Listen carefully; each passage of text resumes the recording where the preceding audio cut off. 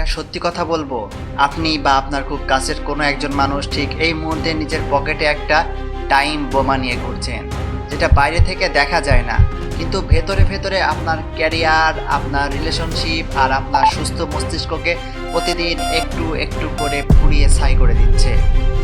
আমি কোনো মাদক বা ড্রাগসের কথা বলছি না, আমি বলছি আপনার হাতে থাকা এই ফোনের স্ক্রিনের পেছনের এক অন্ধকার দুনিয়ার কথা, পর্নোগ্রাফি। আপনি হয়তো ভাবছেন, আরে ভাই সবাই দেখে, একটু আধটু দেখলে ক্ষতি কি? কিন্তু আজকে আমি আপনাকে এমন কিছু বৈজ্ঞানিক আর দৃঢ় সত্যের মুখোমুখি দাঁড় করাবো, যা শোনার পর আজ রাতে ঘুমানোর আগে আপনি নিজের ফোনটার দিকে তাকাতেও ভয় পাবেন।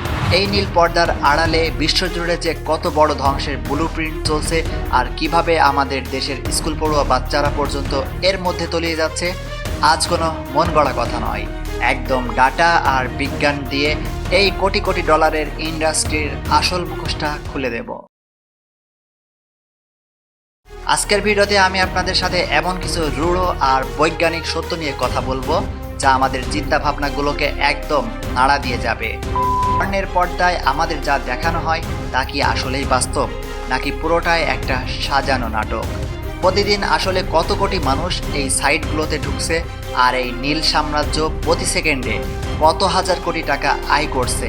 আমাদের দেশের স্কুল পড়ুয়া বাচ্চারা কত শতাংশ এতে আসক্ত? আর এটা কিভাবে আমাদের সুস্থ মস্তিষ্ক আর লাইফস্টাইলকে পঙ্গু করে দিচ্ছে? আজ কোনো লুকোচুরি করব না, কোনো কঠিন লেকচারও দেব না, একদম ডাটা, বিজ্ঞান আর দৃঢ় বাস্তবতার মুখোমুখি দাঁড়িয়ে চলুন এই ধ্বংসের পুরো ছকটা বুঝে নেওয়া যায়। ভিডিওটা শেষ পর্যন্ত দেখলে আপনি নিজেই বুঝতে পারবেন আপনি বা আপনার কোনো আপনজন অজান্তে কোনো এই মায়াজালে ফেসে যাচ্ছেন কিনা। শুরুতেই আমাদের সবচেয়ে বড় ভুল ধারণাটা ভাঙা দরকার। এই যে পর্নোগ্রাফি, এর সত্যতা আসলে কতটুকু?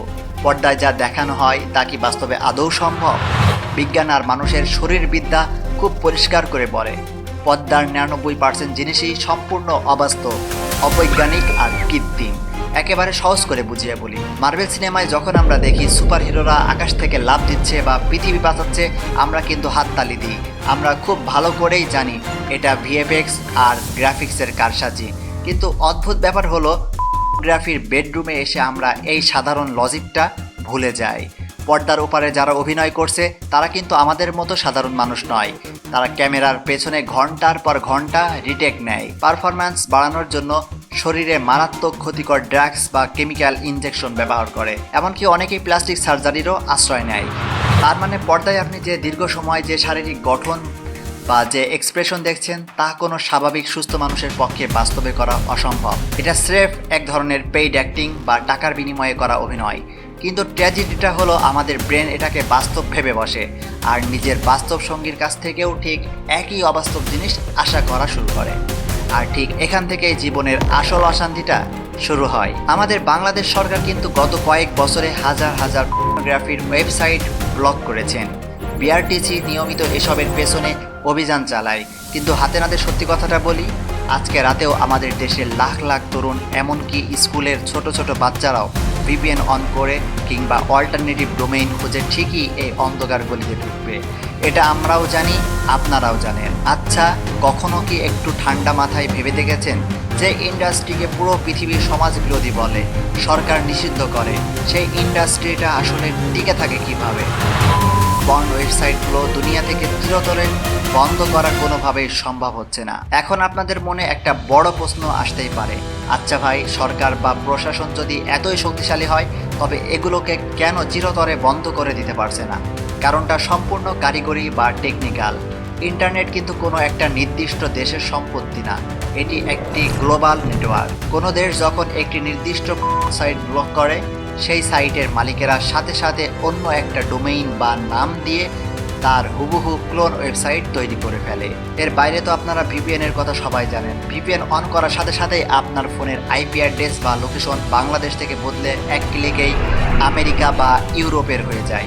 তখন দেশের ভেতরেই ইন্টারনেট প্রোভাইডার বা বিআরটিসি শত চেষ্টা করলেও সেই ট্রাফিক আর আটকাতে পারে না। অর্থাৎ যতদিন বিশ্বে ইন্টারনেটের এই ওপেন প্রোটোকল থাকবে, ততদিন শুধু আইন বা ব্লক করে এগুলো শতভাগ বন্ধ করা প্রযুক্তিগতভাবে অসম্ভব। এর একমাত্র বাস্তব সমাধান আমাদের নিজেদেরই ব্যক্তিগতভাবে সচেতন হতে হবে। তাহলে এই যে এত বড় একটা নেটওয়ার্ক পর্দার আড়ালে কাজ করছে, এই গোপন ইন্ডাস্ট্রি আসলে কত টাকা কামায় আর কত মানুষ এগুলো দেখছে। বিশ্বের সবচেয়ে বড় সাইটগুলোর অফিসিয়াল ডাটা দেখলে আপনার মাথা ঘুরে যাবে। তাদের সাইটগুলোতে প্রতি মাসে গড়ে 300 কোটি থেকে 400 কোটিরও বেশি ভিজিট হয়। একটু চিন্তা করে দেখুন তো, নেটফ্লিক্স, টুইটার বা অ্যামাজনের মতো জায়ান্টদের চেয়েও এদের মাসিক ভিজিটর অনেক বেশি। পুরো গ্লোবাল পর্ন ইন্ডাস্ট্রির বার্ষিক আয় প্রায় $97 বিলিয়ন, যা বাংলাদেশি টাকায় হিসাব করলে দাঁড়ায় প্রায় 10 লক্ষ কোটি টাকারও বেশি। এখন ভাবুন তারা এই টাকাটা আয় করছে কিভাবে। বিজ্ঞাপন আর প্রিমিয়াম সাবস্ক্রিপশন তো আছেই, কিন্তু সবচেয়ে ভয়ঙ্কর বিষয় হলো তারা আপনার পার্সোনাল ডাটা আর আপনার এই আসক্তিকে বিক্রি করে টাকা কামাচ্ছে।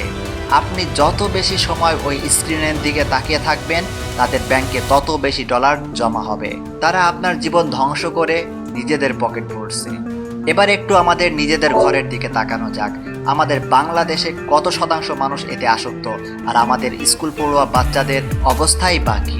বিভিন্ন সামাজিক জরিপ আর সাইবার ক্রাইম অ্যাওয়ারনেস ফাউন্ডেশনের কিছু রিপোর্ট যদি আমরা অ্যানালাইসিস করি, তবে দেখা যায় বাংলাদেশের প্রায় 70% থেকে 75% ইন্টারনেট ব্যবহারকারী তরুণ নিয়মিত বা অনিয়মিতভাবে গ্রাফি দেখে। কিন্তু সবচেয়ে বুক কাঁপানো আর ভয়ঙ্কর তথ্যটা হলো আমাদের স্কুলের বাচ্চাদের নিয়ে। হাতের কাছে সস্তা স্মার্টফোন আর ঘরের ভেতর একাকিত্বের সুযোগ পেয়ে 12 থেকে 15 বছর বয়সী স্কুলগামী কিশোর কিশোরীদের প্রায় 60%-এরও বেশি অলরেডি এই নীলবিষে আক্রান্ত হয়ে গেছে। অনেক শিশু তো প্রাইমারি স্কুল পার হওয়ার আগেই এটা দেখে ফেলছে। বাবা মা হয়তো ভাবছেন সন্তান পড়ার টেবিলে বসে অনলাইন ক্লাস করছে বা গেম খেলছে, কিন্তু বন্ধ দরজার ওপাশে অবুঝ শিশুটি তার সুস্থ মানসিক আর চিন্তা করার ক্ষমতা চিরতরে হারিয়ে ফেলছে।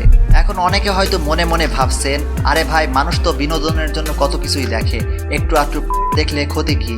এটা কিভাবে আমাদের যুব সমাজ আর স্বাভাবিক লাইফস্টাইলকে তিলে তিলে শেষ করে দিচ্ছে। চিকিৎসা বিজ্ঞান আর মনোবিজ্ঞান এর 3টি ভয়ঙ্কর ব্যাখ্যা দিই, যা আমাদের জানা খুব দরকার। 1. ব্রেন ড্যামেজ ও ডোপামিন ক্র্যাশ। আমরা যখন দেখি, আমাদের ব্রেন অস্বাভাবিক আর কৃত্রিম মাত্রায় ডোপামিন নামক হরমোন নিঃসৃত হয়। সহজ ভাষায় এটা ব্রেনকে এক ধরনের তীব্র শর্টকাট নেশা ধরিয়ে দেয়। ধীরে ধীরে ব্রেনের স্বাভাবিক কার্যক্ষমতা নষ্ট হয়ে যায়। পড়াশোনা, ক্যারিয়ার বা যে কোনো প্রোডাক্টিভ কাজে মনোযোগ দেওয়ার ক্ষমতা একদম শূন্য হয়ে পড়ে। মানুষ চরম অলস, খিটখিটে আর ডিপ্রেশনের রোগী হয়ে যায়। 2. অবাস্তব প্রত্যাশা, বৈবাহিক বিপর্যয় ও পরকীয়া। যেহেতু সব কিছুই সাজানো, তাই আসক্ত ব্যক্তিরাও তাদের বাস্তব জীবনের সঙ্গীর কাছ থেকে সেই অবাস্তব পারফরম্যান্স আশা করে বসে। ফলস্বরূপ বিয়ের পর বাস্তব সম্পর্ক তাদের কাছে একঘেয়ে আর বিরক্তিকর লাগে।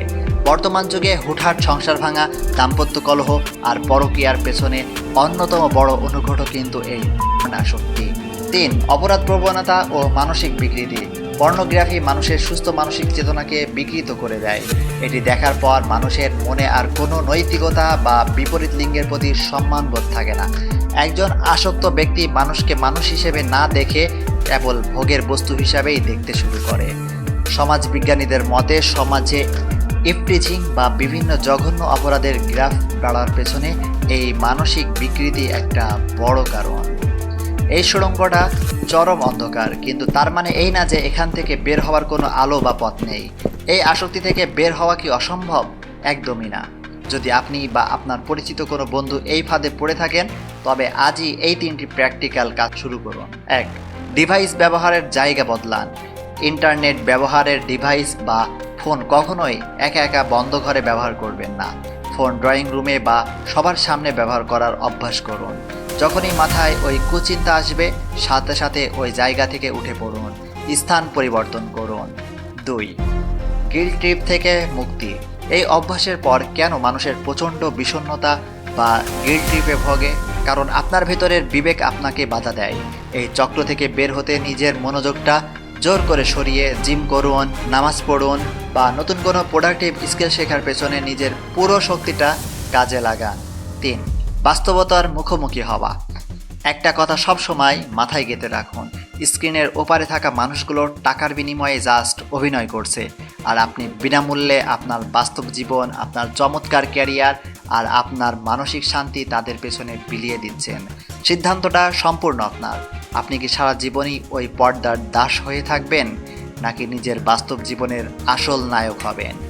ভিডিওটা যদি আপনাদের চোখ খুলে দিয়ে থাকে আর একটু সচেতনতা বাড়াতে সাহায্য করে, তবে ভিডিওটা শেয়ার করতে ভুলবেন না। আর আপনার কি মনে হয় এই সমস্যা থেকে আমাদের যুব সমাজকে বাঁচাতে আর কি করা উচিত? নিচে কমেন্টে আপনার মূল্যবান মতামত অবশ্যই জানাবেন। দেখা হবে পরবর্তী ভিডিওতে। ভালো থাকবেন সবাই। আল্লাহ হাফেজ।